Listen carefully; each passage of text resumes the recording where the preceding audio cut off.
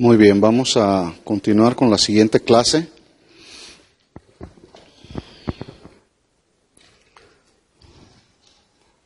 Seguimos pues estudiando esta primera carta de Pablo a los Corintios. Vamos a tratar un tema de la vida cristiana, tema vida cristiana. El título es La Cena del Señor.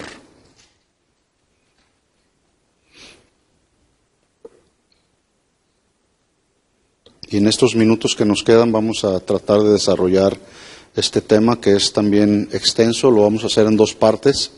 El texto que vamos a estar, o los textos que vamos a estar estudiando están en 1 Corintios capítulo 11, versículos del 17 al 34. Esta es la primera parte.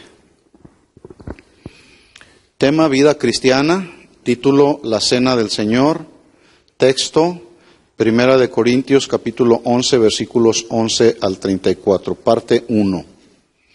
Dice 1 Corintios 11, 17, leo: Pero al anunciaros esto que sigue, no os alabo, porque no os congregáis para lo mejor, sino para lo peor.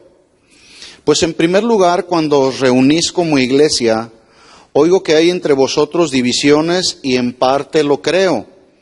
Porque es preciso que entre vosotros haya disensiones para que se hagan manifiestos entre vosotros los que son aprobados. Cuando pues os reunís vosotros, esto no es comer la cena del Señor. Porque al comer, cada uno se adelanta a tomar su propia cena, y uno tiene hambre y otro se embriaga. Pues ¿qué? ¿No tenéis casas en que comáis y bebáis? ¿O menospreciáis la iglesia de Dios y avergonzáis a los que no tienen nada? ¿Qué os diré?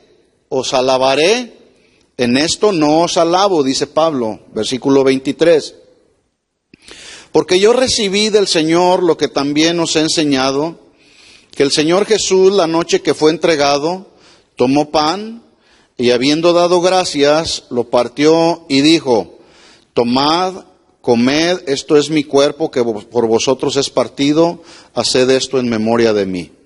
Asimismo tomó también la copa después de haber cenado, diciendo: Esta copa es el nuevo pacto en mi sangre, haced esto todas las veces que lo bebiereis en memoria de mí.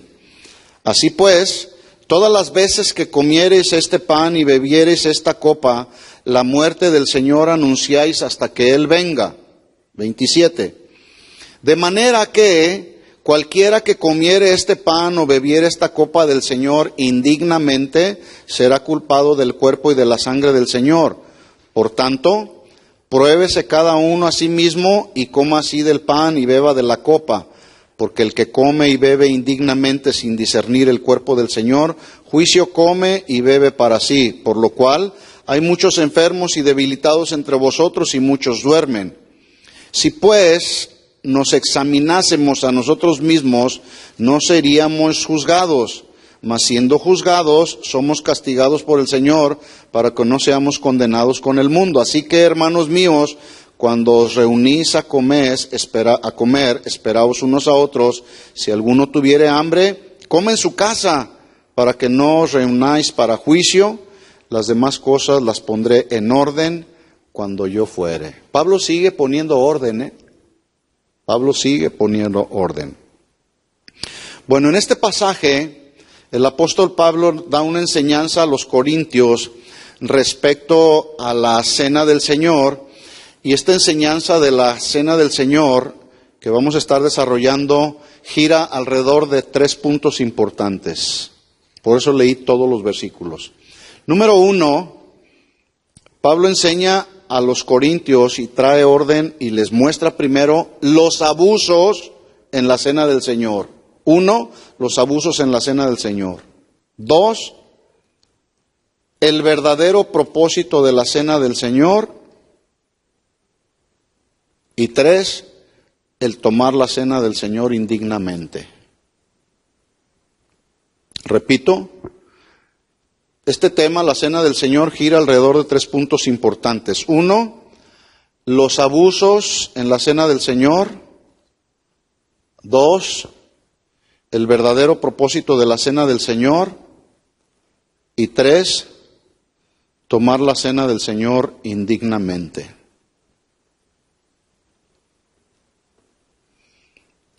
Punto número 1 que vamos a estar desarrollando entonces. Los abusos en la cena del Señor. Algunos me han preguntado, hermano, ¿ustedes creen en esta celebración de la cena del Señor? ¿Qué piensan ustedes como Ministerio Casa de Oración? ¿Creemos o no creemos? ¿Lo practicamos o no lo practicamos? ¿Sí? No lo hacemos así como algunos grupos que lo hacen cada primer domingo de cada mes. O no, porque la Biblia no establece, tienen que hacerlo cada primer domingo de cada mes, pero eso no significa que no creemos. Por eso vamos a enseñar este asunto. Los abusos en la cena del Señor. Jesús instituyó, mediante la instrucción, el ejemplo, 2 ordenanzas importantes para la vida de los cristianos. 1, les dio la orden de ser bautizados en agua. ¿Sí? Y 2, justamente esta otra orden, participar de la cena del Señor. Y estas son 2 ordenanzas de Jesús que todos los creyentes nacidos de nuevo debemos cumplir con toda fidelidad. ¿Habrá aquí alguno que no sea bautizado en agua? Levante la mano. ¿Todos son bautizados en agua? Porque si alguno está aquí y no se ha bautizado en agua, es un mandamiento, una ordenanza que tiene que cumplir. Así como la ordenanza de la cena del Señor. Bueno, durante la comida de la última Pascua en el aposento alto, Jesús da inicio justamente a lo que se conoce como la comunión o la cena del Señor. Y les dijo a sus discípulos, les dio la instrucción de que ellos continuaran con esta ordenanza haciendo una memoria de Él, un recuerdo de Él. El apóstol Pablo, después que empieza su ministerio, desarrolla su ministerio, él fue fiel en enseñar estas 2 ordenanzas, que era necesario que se bautizaran en agua, pero también que participaran de la cena del Señor. La estableció a los corintios y sin lugar a dudas los corintios celebraban justamente la cena del Señor, porque Pablo les había enseñado. La historia del Antiguo Testamento nos muestra que fue Dios quien instituyó la Pascua cuando liberó al pueblo de Israel. ¿De cuántos años de esclavitud? 400 años de esclavitud en Egipto. La palabra Pascua, necesitamos entender la traducción de esta palabra Pascua. La palabra Pascua es la palabra del griego pasca, sin la U sin la U antes de la A, pasca.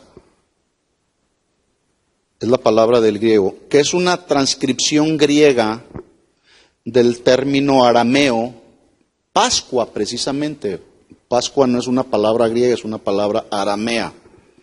Entonces repito esto, Pascua es la palabra del griego pasca, que es una transcripción del término arameo Pascua y del hebreo pasak, así como se oye, pasak. Y Pascua o pasak o pasca significa pasar por encima o dejar a un lado.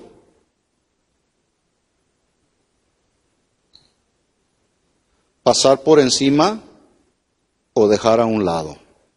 Así que la fiesta de la Pascua era una fiesta donde a través de la comida celebraban en el Antiguo Testamento el paso del ángel de la muerte sobre o por encima de las casas que tenían untada en los postes y en los dinteles de la puerta la sangre de un cordero.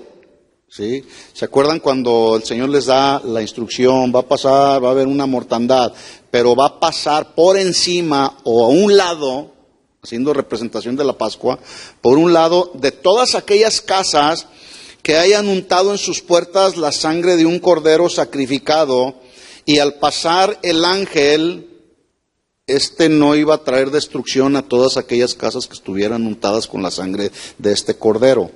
Pero una vez que pasaba el ángel, el cordero mismo que había sido sacrificado, Dios les había ordenado que lo asaran, se lo comieran con panes sin levadura y con hierbas amargas. Éxodo capítulo 12, versículos 1 al 14. Ahí encuentran ustedes este pasaje o esta ordenanza del Señor. Éxodo capítulo 12, versículos 1 al 14. Leo el versículo 14, Éxodo 12, 14. Dice el Señor: este día os será en memoria, y lo celebrarán como fiesta solemne para Jehová durante todas las generaciones, y esto será un estatuto perpetuo para celebrarlo. Por estatuto perpetuo lo celebraréis. Esta fue la ordenanza, pues, del Señor respecto a la Pascua.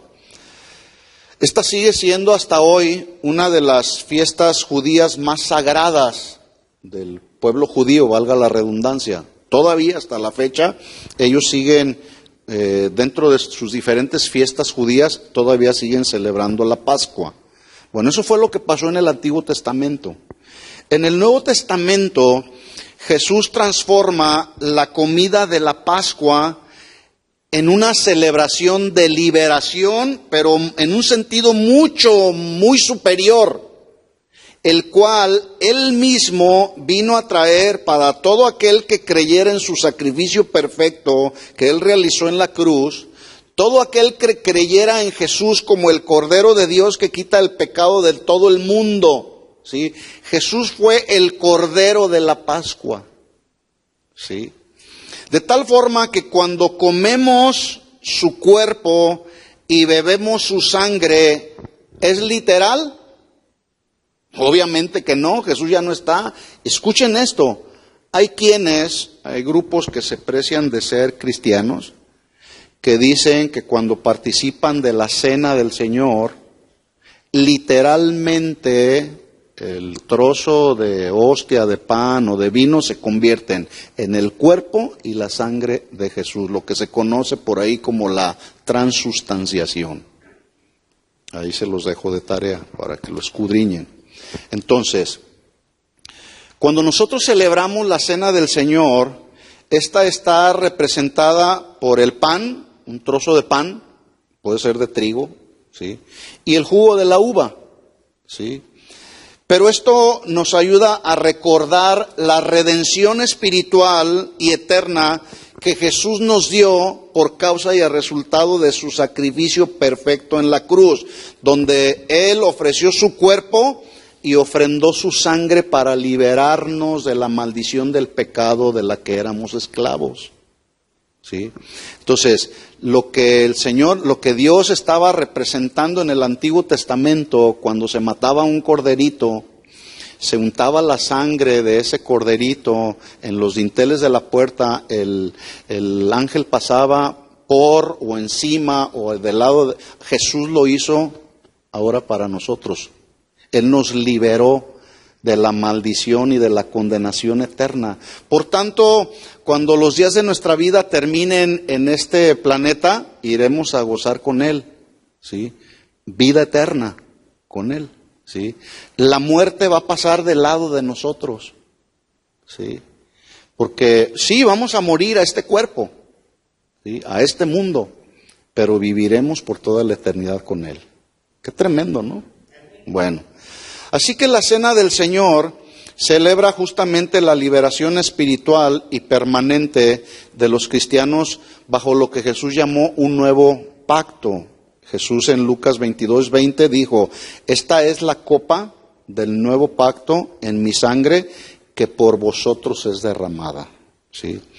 Lucas en su relato cuando escribió el libro aparte de Lucas, o sea, aparte del Evangelio de Lucas, ¿cuál otro libro escribió Lucas?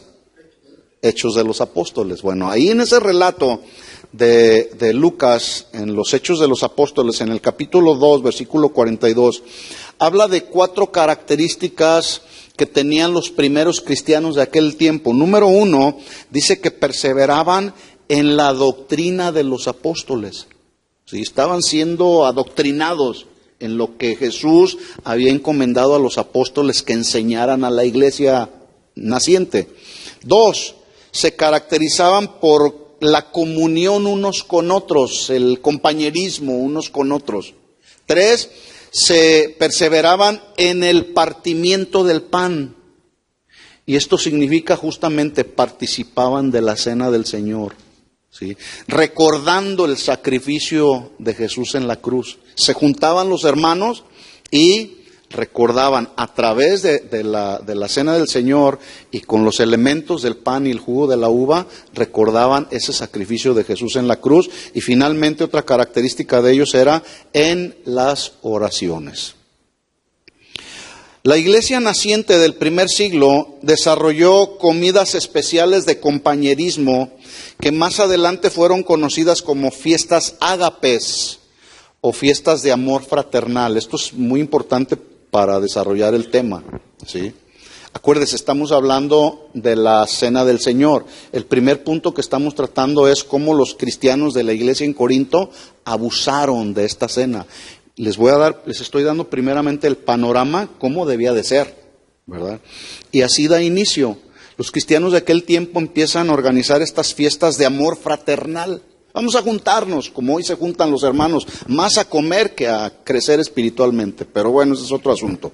Eran comidas congregacionales que enfatizaban en el compañerismo, en el afecto unos con otros, en el cuidado mutuo entre los creyentes, lo cual propiciaba a través de estas fiestas de fraternidad cristiana, propiciaba la unidad, ¿sí? Es bueno que los cristianos nos juntemos, pero nos juntemos con estos propósitos. Porque hay quienes luego se juntan para hablar de más, ¿verdad? Pero bueno, eso es cada quien. La iglesia de los Corintios siguió y practicó esta costumbre, pero con el tiempo estas comidas de fraternidad empezaron a convertirse en unas tremendas parrandas o fiestas con mucho bullicio, con mucho escándalo, y empezaron a incluir orgías, glotonerías, gula, comían hasta el hartazón y se emborrachaban, y cuando sus comidas estaban, escuchen esto, aquí está el punto, cuando esas comidas, esas reuniones fraternales se mezclaban con el pan y el vino del recuerdo del Señor, era con esa celebración así tan desordenada, era una clara y evidente profanación y blasfemia contra la verdadera celebración de la cena del Señor. Ellos se juntaban y decían, vamos a celebrar la cena del Señor. Pero repito, involucraban ahí actos de inmoralidad sexual, algunos otros se emborrachaban, algunos otros hacían tantos desórdenes, ¿sí?, que empezaron a desvirtuar el verdadero sentido de la reunión para fraternizar entre los hermanos. Por lo tanto, Pablo inicia su amonestación a los corintios de la siguiente manera. Acuérdese, Pablo también está trayendo, en este sentido, está trayendo orden a la iglesia de los corintios. Ya dijimos en la clase pasada cómo Corinto se caracterizaba por ser una de las iglesias más desordenadas. Sí. Dice 1 Corintios 11:7, miren cómo inicia Pablo, 11:17, 1 Corintios 11:17. Dice Pablo, pero al anunciaros esto que sigue,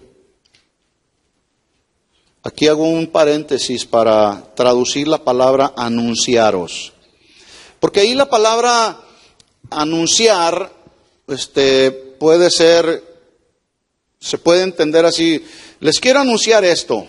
Un anuncio así, sin mucha importancia. Pero ahí la palabra anunciar, la traducción del griego, se traduce mandar o dar una orden. De tal forma que esa instrucción que Pablo les está dando a los corintios, ellos debían aceptarla y cumplirla. No es un simple, les anuncio esto. No, les estoy dando una orden. Así que podemos leer la siguiente manera. Dice Pablo, pero al mandarles y darles esta orden, ustedes la deben aceptar y cumplir. Por lo tanto, no los alabo, porque no se congregan para lo mejor, sino para lo peor. Así podemos leer el versículo 17.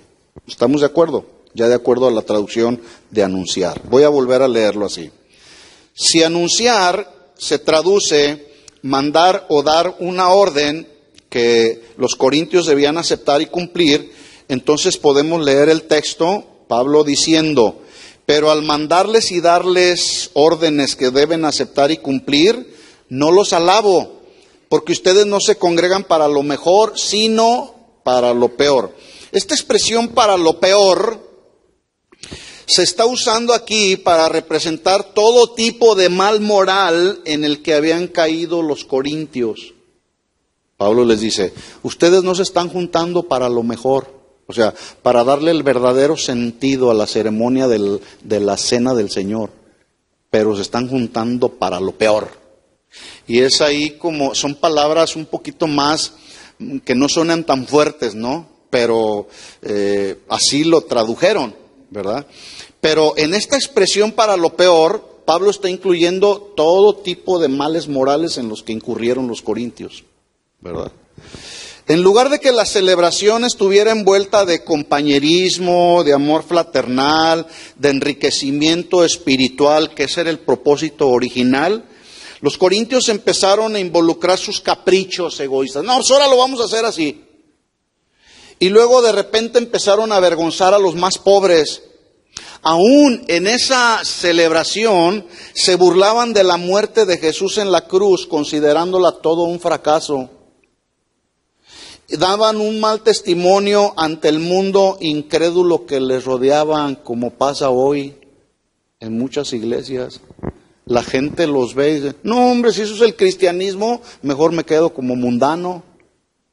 Por eso luego la gente no quiere venir a los caminos del Señor, porque nos catalogan, todos los pastores son iguales, todos los cristianos son iguales, todos son unos hipócritas, todos son esto, y nos generalizan. No todos somos iguales. ¿O sí? No. Dice versículo 18. Pues en primer lugar, dice Pablo, acuérdese, Pablo los está amonestando, ¿sí? ¿Por qué los está amonestando? Porque habían abusado de la celebración de la cena del Señor. En primer lugar, dice Pablo, cuando se reúnen como iglesia, oigo que hay entre ustedes divisiones, y en parte lo creo. Aquí la palabra divisiones, que es donde proviene la palabra, o sea, la traducción del griego, viene la palabra cisma, con C de casa, que significa romper, cortar, hacer una brecha que separa, ¿sí? Y esa brecha se hace y se crea por causa de que surge un conflicto. Pregunta, ¿los cristianos tendrán conflictos y hacen una brecha que los separa? ¿Sí o no? Sí. Sí. Se produce un cisma, ¿verdad? Divisiones, dice Pablo. Entonces, oigo que hay entre ustedes divisiones. La relación se rompió, la relación se ha separado.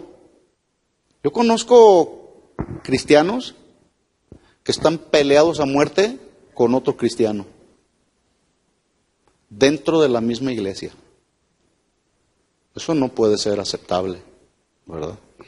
Bueno, miren cómo la iglesia de los Corintios no habían entendido las exhortaciones de Pablo respecto a los pleitos, a las divisiones, de las cuales ya les había amonestado Pablo en el capítulo 1 y les amonesta en el capítulo 3 de la primera a los Corintios. Pablo les está diciendo, ¿acaso está dividido Cristo? Algunos de ustedes tienen pleitos porque unos dicen, yo soy de Cefa, yo soy de Pablo, yo soy de Apolo, yo soy de este, yo soy de aquel. Y hay división. Cristo no está dividido, somos un cuerpo en Cristo. Y Pablo está enfatizando. Bueno, aquí en el capítulo 11, Pablo vuelve a amonestarles porque las divisiones en la iglesia de los Corintios seguían.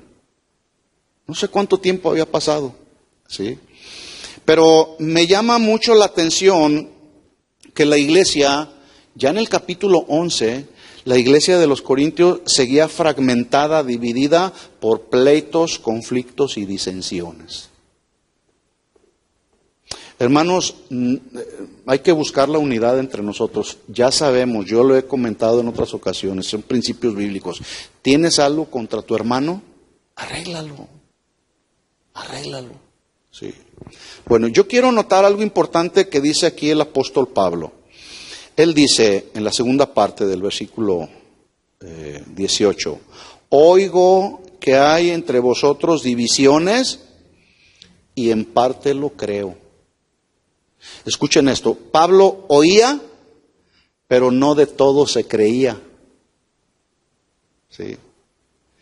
Ya que dice ahí, en parte lo creo. Esta expresión, en parte lo creo, estaba excluyendo justamente a los que no se involucraban en las divisiones. Porque en un pleito, no todos se involucran. Algunos sectores nada más. Entonces Pablo dice, oigo por ahí. Otra versión de este versículo dice, no creo todo lo que oigo decir, pero algo de ello, es decir, de lo que oigo decir, no puedo hacer otra cosa sino creerlo. ¿Sí? Entonces, aquí hay un principio muy importante que yo quiero hacer énfasis y ya lo he dicho en otras ocasiones. No te creas de todo lo que te dicen o no te creas de todo lo que oyes. O sí debemos de creernos así de todo. Miren, ahora que andaba por allá en Texas, Dios me ha permitido ir a trabajar con los pastores de las casas de oración en Texas. Bueno, oí, es que el pastor de allá, de la casa de oración de allá, sí. Y yo dije, en parte oí, pero no creí todo lo que me dijeron. ¿Qué hice? Los junté a los dos. Oigo que hay entre ustedes divisiones, les dije a los dos, ¿verdad? Y en parte lo creo, porque él dice esto, pero la otra parte, a ver, ¿tú qué dices? ¿Verdad? ¿Saben qué pasaba? Puros malos entendidos. No, pues es que yo pensé que lo dijiste por esto. Es que me imaginé que lo hiciste por aquello. Es que yo creí que esto. ¿Sí? ¿Qué pasó? Se abrió una brecha que los separó, ¿verdad? Entonces, aquí necesitamos aplicar este principio. No creas todo lo que te dicen hasta que estés completamente seguro de la otra parte. Yo lo que hago, viene alguien y me dice, te creo el 50%. Estaba predicando en la casa de oración de Dallas la semana pasada. Y al final se acerca una mujer y me empieza a hablar del pastor, ¿verdad? Y yo le escuché, el pastor estaba ahí enfrente de mí, ¿verdad? Y le escuché y me empezó a decir, no, esto, otro. Y hable con el pastor. Le dije, hable usted. Y en eso viene el pastor, oye, ven. Ella te quiere hacer una pregunta. Y los dejé ahí y me fui. Le dije, aquí está el pastor, mi hermana, pregúntele todo lo que me estaba preguntando a mí, ¿verdad? Y ya los dejé ahí, que ellos arreglaran su asunto. Imagínese si yo me creo de todo lo que me estaba diciendo, y al rato voy con el pastor y le digo, oye, tú, ¿por qué esto y por qué aquello? No, si ese hubiera sido el caso, bueno, voy con el pastor, oye, mira, me di cuenta de esto, ¿sí? Ayer me llegó un correo de una familia. Nos salimos de la casa de oración de esto, por esto y esto y esto y esto y esto otro. Yo se lo mandé al pastor. Arréglalo tú. Fíjense bien cómo a veces nos metemos en problemas innecesariamente por no usar la sabiduría de Dios o por quererla hacer del Espíritu Santo, queriendo arreglar el mundo que solamente Dios puede arreglar. Ahora les establezco un principio que sembró en mi corazón Julio Márquez. No hay ningún problema entre nadie que no se pueda resolver con humildad. Ningún problema.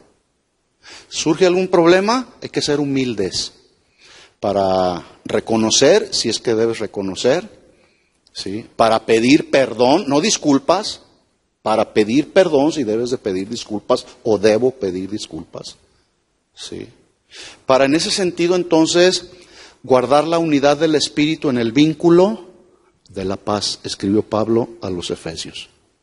Guarden, procuren guardar la unidad del Espíritu en el vínculo de la paz. ¿Sí? Y luego vamos al versículo 19.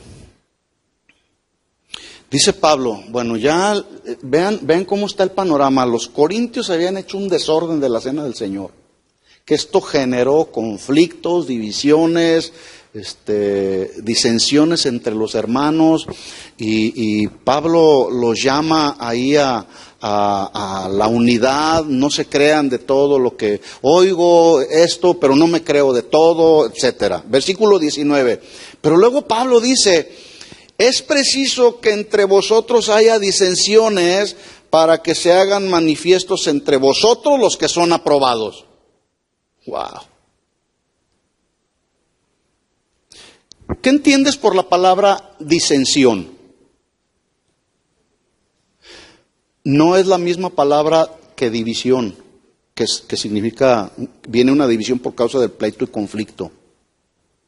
Aquí la palabra disensión tiene otra connotación, que es la que está usando Pablo aquí.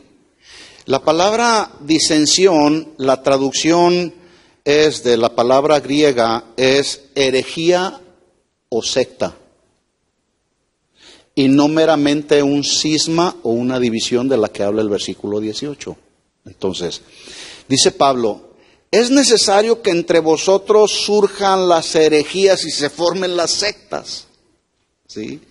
Y no meramente los problemas. Estas herejías o sectas surgieron como resultado de las diferencias de opiniones que se generaron respecto a la cena del Señor. Es que no hay problema, podemos entrarle y celebramos. Y algunos empezaron a aceptar las opiniones heréticas de otros. ¿Eso significaba la cena del Señor? No. Se vino a convertir entonces en una herejía, ¿sí? Que empezó a formar y a crear sectores, ¿sí? ¿Qué es una secta? Una secta se forma de interpretaciones personales antibíblicas, es decir, que van en contra de lo establecido por Dios, de la verdad que Dios estableció en la Biblia. Todo aquello que vaya en contra de lo que Dios estableció en la Biblia es una secta. ¿Sí? Entonces, Jesús les dijo: todas las veces que bebieres esta copa y comieres este pan y bebieres esta copa, lo harán en memoria de mí. Se les había olvidado eso, porque empezaron a emborracharse, empezaron a darle rienda suelta a la carne. Convirtieron la celebración de la cena del Señor en una depravación total. Y es justamente lo que Pablo les está refutando ahí. Pero la paradoja aquí, o lo contradictorio aquí, es lo que dice Pablo: que es preciso, es necesario que haya disensiones, es decir, que surjan herejías para que, o con el propósito de que se hagan manifiestos entre vosotros los que han de ser aprobados. Pregunta: ante toda aquella desorden que se generó por causa de la cena del Señor, ¿ustedes creen que todos los cristianos de Corinto se involucraron en esas herejías? No. Hubo algunos que ante todo ese grupo sectario que se generó, que eran los que cometían desórdenes, hubo un grupo de verdaderos cristianos que resultaron aprobados. Sí, eso es lo que están diciendo ellos, pero no es eso lo que dijo Jesús. Ahí es donde cada uno de nosotros necesitamos aprender a discernir la verdad de la mentira. Porque si no, nos vamos en nuestros viajes, que nos pueden llevar esa desviación, nos pueden llevar por rumbos antibíblicos. ¿Sí? Entonces dice Pablo: es necesario, es preciso que de repente surjan. ¿Saben por qué hay tantas herejías alrededor? Bueno, me enseñaron un video, hijo, ya de plano, donde hay un ministerio. ¿Se acuerdan cuando Naamán, Dios le dice: tienes que ir al río aquel, al estanque aquel, y te vas a meter una y otra vez y la lepra se te va a quitar? ¿Sí recuerdan el pasaje? Bueno, hay un pastor un grupo cristiano, ¿sí?, que ya dentro de la iglesia metieron una alberca, ¿sí? Y le están diciendo a la gente, ¿quieres ser liberado de la lepra de tu pecado? Ven y sumérgete tantas veces, ¿sí? Y vas a salir con la unción de Naamán. Y el asunto es que la gente se está aventando a la alberca y salen con la unción de Naamán. Búsquenlo ahí si quieren, es más, ni lo busquen, no tiene caso. No tiene caso. ¿Sí? Herejías, hermanos. ¿Sí? Hay tanto desorden el día de hoy en muchos sectores del cristianismo, pero hermanos, necesitamos nosotros salir aprobados. Dice Pablo, es preciso, es necesario. Porque a mí luego me dicen, oye hermano, ¿cómo es que aquel hermano está detrás de un púlpito? Bueno, es necesario. Es preciso para que tú no te vayas con sus herejías y con sus malas doctrinas o falsas doctrinas. ¿Sí? Dice Pablo entonces, es preciso y necesario que se hagan para que se hagan manifiestos entre ustedes los que son aprobados. ¿Sí? Pregunta, los conflictos en la iglesia, cuando surgen los conflictos entre los hermanos, retomando este versículo y tratándolo desde el punto de vista de un conflicto, un pleito que se genera por alguna razón, ¿serán necesarios? ¿Es preciso que sean necesarios? ¿Sí o no? ¿O la iglesia no debería de haber conflictos en la iglesia?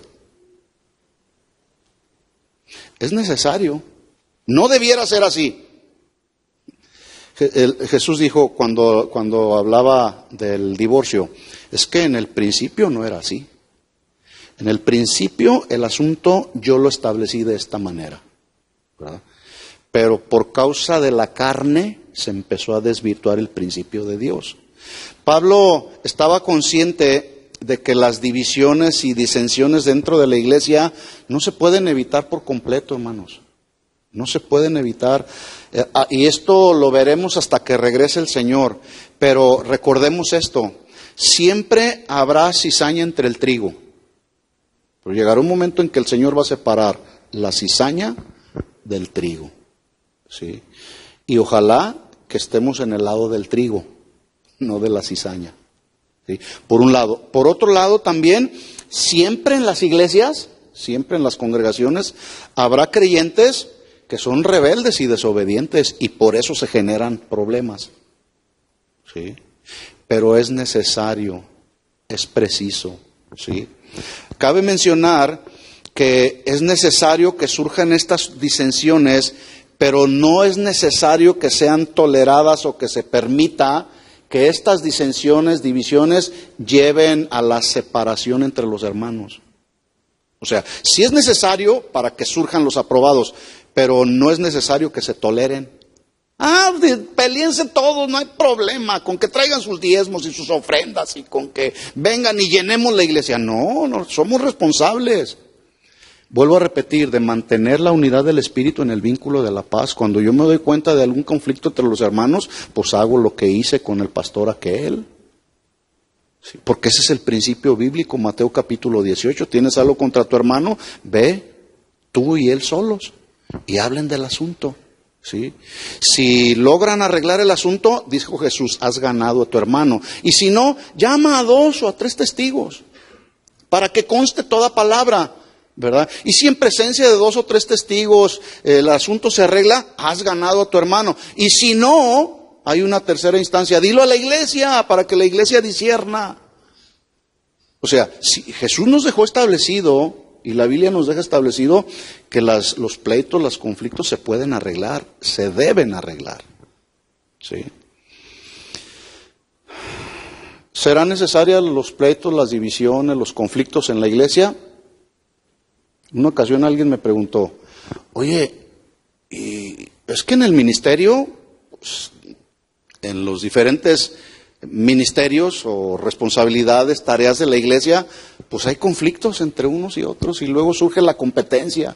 No, es que yo lo hago mejor que aquel. Y ya salió la carne a relucir. ¿Sí?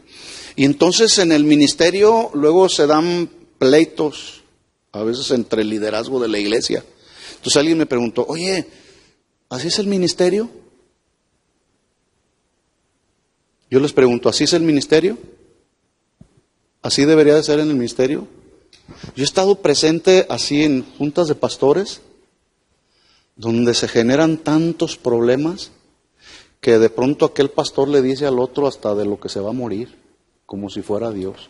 Una ocasión yo estaba ahí y dije, qué tremendo. No me imaginé que el ministerio fuera así. Con los años, bueno, vamos madurando y vamos entendiendo. No debiera de ser así, hermanos. ¿Estamos claros en eso? No debiera de ser así. Pero la pregunta es, ¿por qué es así? ¿Por qué?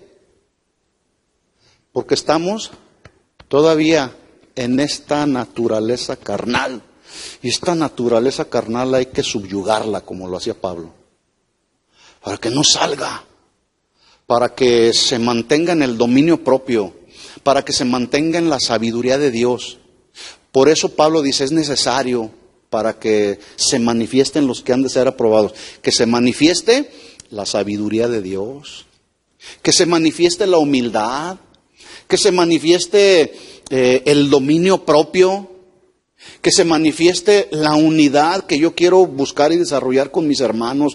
No hay una perfección porque no somos perfectos, porque mientras estemos en esta carne vamos a seguir sufriendo, vamos a seguir batallando, de tal forma que en mi carácter, en mi personalidad, Dios está tratando conmigo, pero Dios está tratando con todos. Por eso también Pablo habla de amarnos y de soportarnos unos a otros, hermanos.